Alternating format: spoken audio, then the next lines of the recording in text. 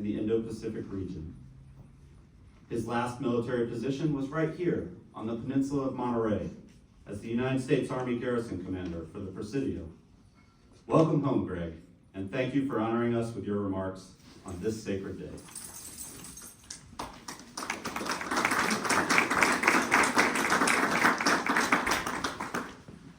Before I begin, you'll see a common trend from what the chaplain talked about, what the governor talked about, and what the commandant talked about as well. And I'll carry that tradition forward. And that becomes down to families and service members who deal with the losses of those ones who they've served with and cared about. So, good morning, and I want to say thank you for welcoming back. It's great to see friends again. You know, James Bogan, Jack Murphy, you know, people who've been around here for a long time, taking care of the community here and going forward. So this cemetery exists because of people like them, the hard work of the members in the audience and the support of the community. To them we owe a big thank you as they built upon the history of Fort Ord and transitioned this place to a place of remembrance and recognition. As this is Memorial Day, this hallowed ground provides the perfect location to remember those who made the ultimate sacrifice in service to our nation. Although Memorial Day comes once a year, there are dates that are specific Memorial Days for Gold Star families and those who serve with the fallen. So today I'd like to tell you about 3 more Memorial Days that occur outside this official day that all begin with a knock on the door. I want to start off the coast of North Vietnam with Fighter Squadron 96, VF-96, out of Naval Air Station Miramar, California. On 9 April 1965, aircraft from the squadron were involved in air-to-air combat, and one of their aircraft was lost. This aircraft, Showtime 611, was piloted by Lieutenant Junior Grade Terrence Murphy from Flushing, New York, and Ensign Ronald Fegan from Brockport, New York. Immediate search was formed, and unfortunately was unable to locate them. To this date, nearly 6 years later, they still remain missing in action, status unaccounted for, despite numerous efforts to find them. Their loved ones were notified with a knock on the door and left with more questions than answers.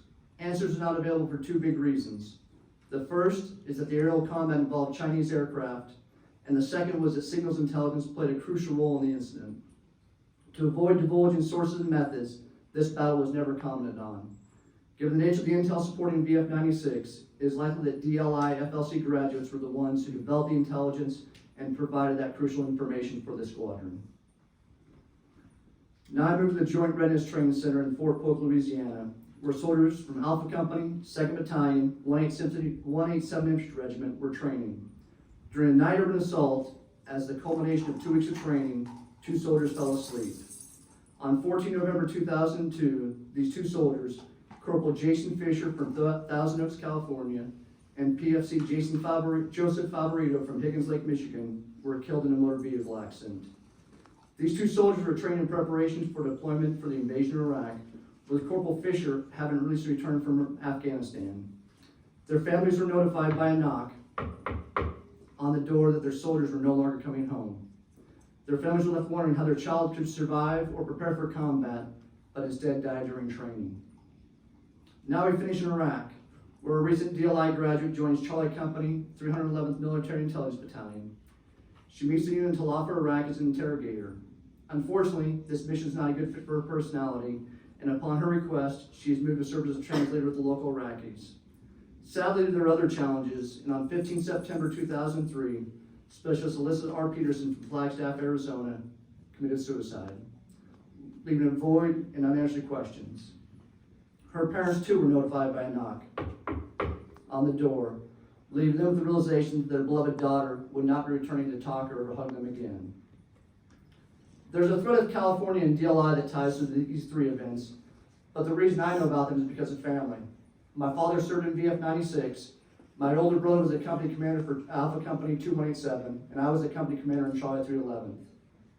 As service members from one family, we all lost fellow service members to combat, training, and mental health, and we were left with questions just as the families were.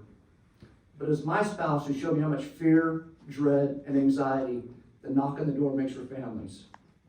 She went through 5 years of deployments to Iraq and Afghanistan, living in fear of that knock, something she never shared with me until I retired, and she knew that knock would never happen. However, it did happen for Gold Star families, and that is where I asked to focus on this weekend, on family. There are families, both blood and military, who will always have questions we can't answer.